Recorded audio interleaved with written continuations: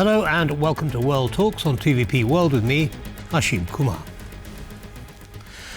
Poland faces a perilous moment as peace talks over the Russia-Ukraine war take shape. The emerging US-backed 20-point plan could revive Russia's economy, bolster its war machine, and quietly downgrade American security guarantees for Warsaw.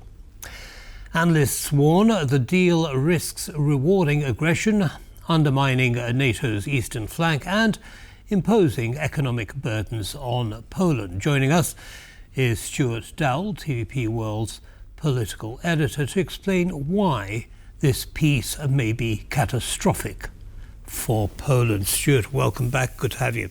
Hello, good to be here. So before we kick off, I want to ask you that question. But before we kick off, there is a short soundbite I want to share with you and the audience.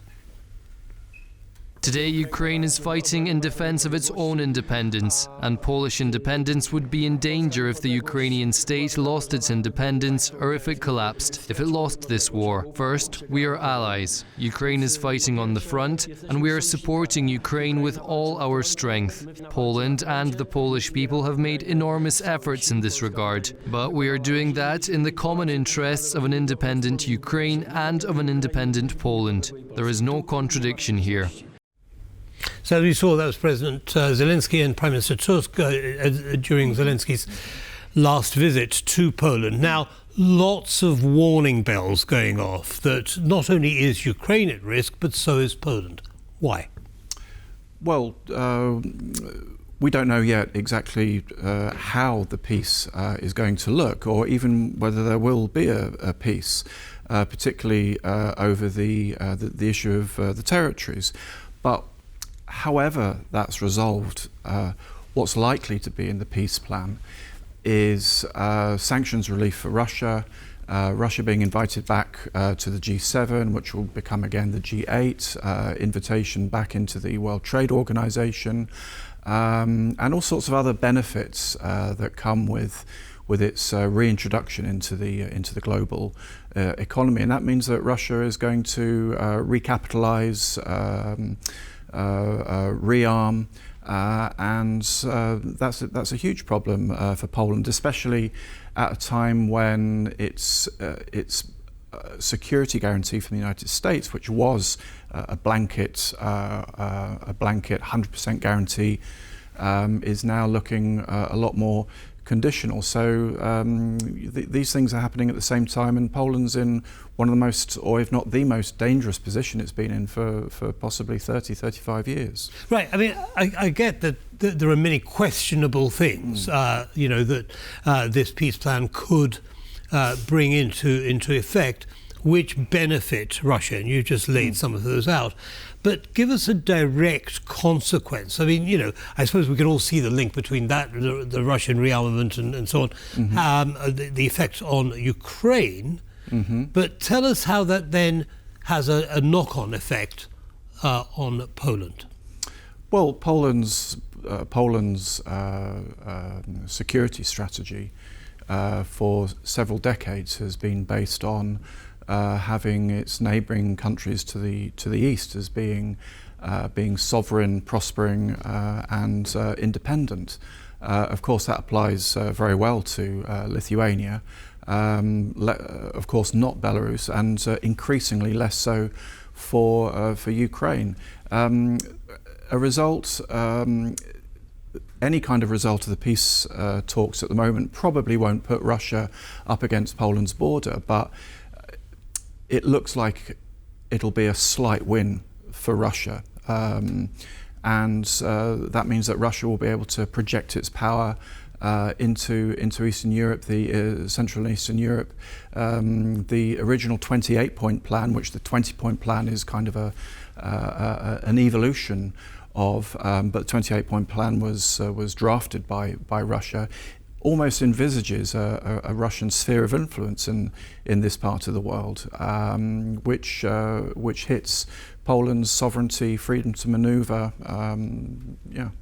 Okay, now I get all of that, and I get why this peace plan, which obviously would include some sort of a ceasefire, would give Russia the pause to do all of these things that we just talked about.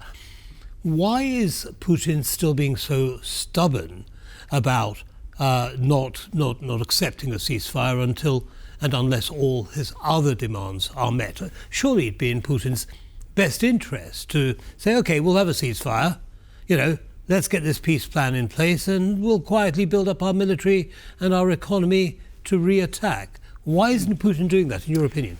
Well, I think that many people on this side of Europe have made the mistake of predicting what's in Putin's and Russia's best interests. Russia's objectives in Ukraine from the beginning of the war, from even 20 years ago, when we look at the kind of statements that Putin was making about Ukraine being an artificial state, that it was a mistake, that the Ukrainian people are one with the Russian people, there's no difference between them, that the Ukrainian language isn't a proper language, etc., all those things. There's nothing new there. So it means that Vladimir Putin's demands, expectations, goals are complete control of Ukraine, at best physically over the whole territory, second best political control in Kiev. And also the other thing that we often forget is at the moment there's a lot of analysis, commentary about how poorly the poor prospects of the Russian economy, yet Russia has this uncanny ability to keep on going on, to undertake and accept any sacrifices that countries in Europe are unwilling or unable to make. So all that together means that Vladimir Putin and Russia can carry on. And they believe they're winning and making gains, albeit slight gains. So that adds pressure to Ukraine, and the expectation is that he'll get a better settlement. Okay, so now the other thing that surprises me is the dynamic between Trump and Putin. Trump's always been going on about, well, I want the war to stop. Putin is saying, well, I'm not stopping. Certainly not yet. One would have thought then, logically speaking, that Trump would then pressure Putin and say, well, hang on a second. We've got Zelensky saying, I'm prepared to have a ceasefire. You're the one that's now continuing with the violence and with the aggression. Why isn't Trump placing more pressure on Putin?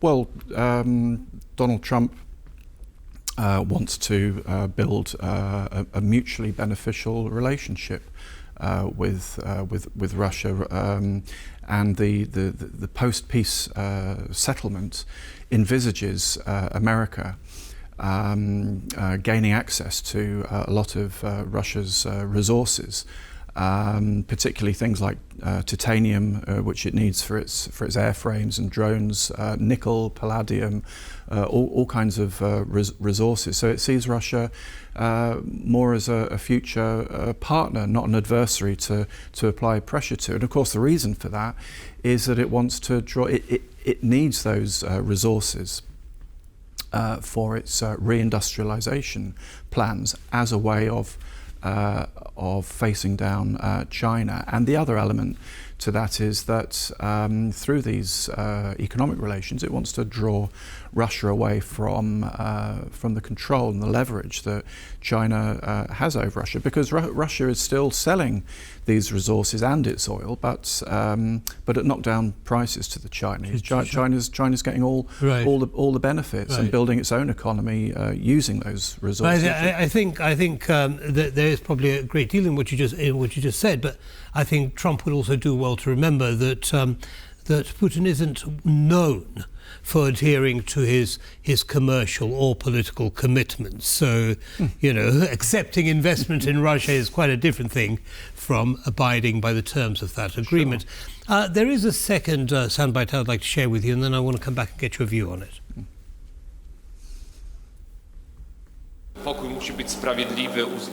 The message is far more optimistic than after the last meeting at Mar-a-Lago and the first meeting at the White House, when the atmosphere between President Zelensky and Trump was very difficult. It is also good that there was a conversation of European leaders in which Prime Minister Tusk took part, and that after the meeting President Nawrocki was also involved.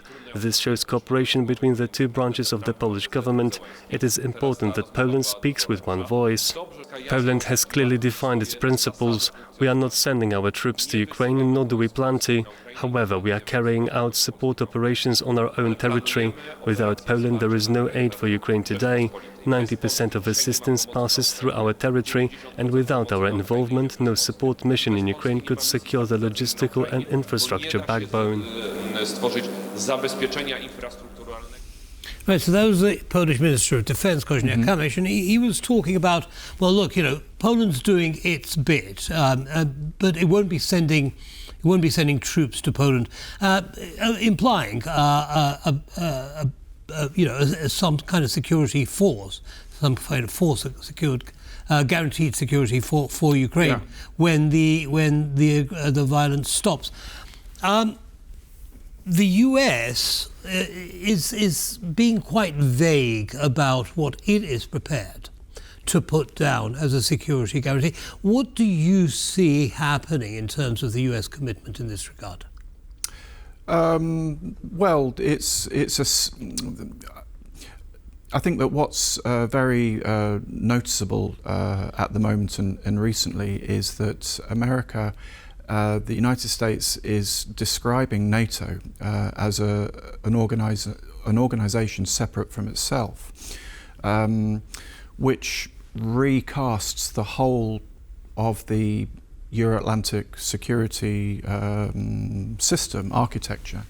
And we even saw that in the 20-point plan. It talks about a peace council which will include Russia, Europe, the United States and NATO, so two separate organizations. And that means that, as I said at the beginning, that the American security guarantee isn't 100%, it's not ironclad, it's conditional, it's transactional. J.D. Vance said, or maybe Pete Hegseth, I forget, said recently that if European countries play by America's rules, if they align ideologically, which we're increasingly coming to realise means far-right regimes, strong on sovereignty, nationalism, etc., those countries may benefit from trade and access to American military hardware, but they stop short from saying military intervention. Of course, they don't want to get involved in, because it would be against a country that is increasingly an economic and geopolitical partner of the United States. So if I'm understanding you correctly, Stuart, what you're saying is we can't rely on America to put much in terms of resource into any form of security guarantee for Ukraine. Is Europe up for the job?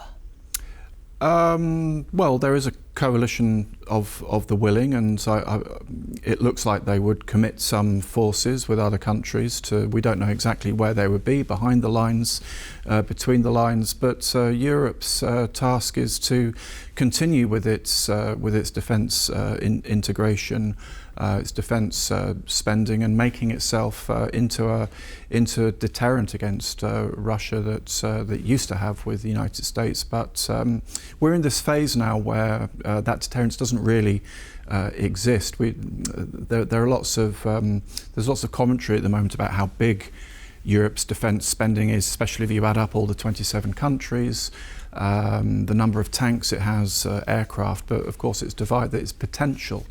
Its operational potential is divided between all those countries, and so that means more Europe, more integration, more cooperation, which creates a whole load of new issues for countries like Poland's classically polarised between pro-EU and sovereign camp. So we should expect a lot more heated debate over which way Poland should go towards Europe. Right. Well, this actually brings us to the next soundbite, which is about divisions. You talk about divisions within Poland, but I think there is a danger to European countries being divided as well, some aligning with Putin. Let's watch this and I'll get your take. After overnight talks with European leaders, one thing is certain: the West and Ukraine will lose this confrontation if Russia manages to divide us and dictate terms of the peace. The declaration of US involvement in security guarantees is a success, but the talks are still far from over. Right. Well, it doesn't sound very optimistic, you know. The US is pulling away from security guarantees. Europe can't stand alone. If you take account of what Prime Minister Tusk has just said, it needs America. Is there any way of enhancing European security and hopefully providing some proper guarantees for Ukraine? Through Europe by itself. Yeah. Yes, yes and no. If they provide forces that can go and take part in a reassurance mission, as they call it, then yes. But I think that Donald Tusk there was projecting a bit when he said that Russia should not be able to divide us, because the real worry is that it kind of might do, with its Russia's long-term objective to break Europe into a concert of independent states, and it's. Although we don't see that exactly right now, it still funds all those right-wing parties across. But the problem that Europe has at the moment is that it's now got a similar danger, but from its western flank, from the United States. The national security strategy openly said that it wants something similar. The additional document even named the countries that it wants to break away from: Europe, Poland, Austria, Italy, and I think Hungary. We're going to see, I believe, 2026 will be a year when the digital Cold War really starts in Europe. America trying to gain hegemony over the digital space, and kind of create Europe as a digital colony of the United States, and all that.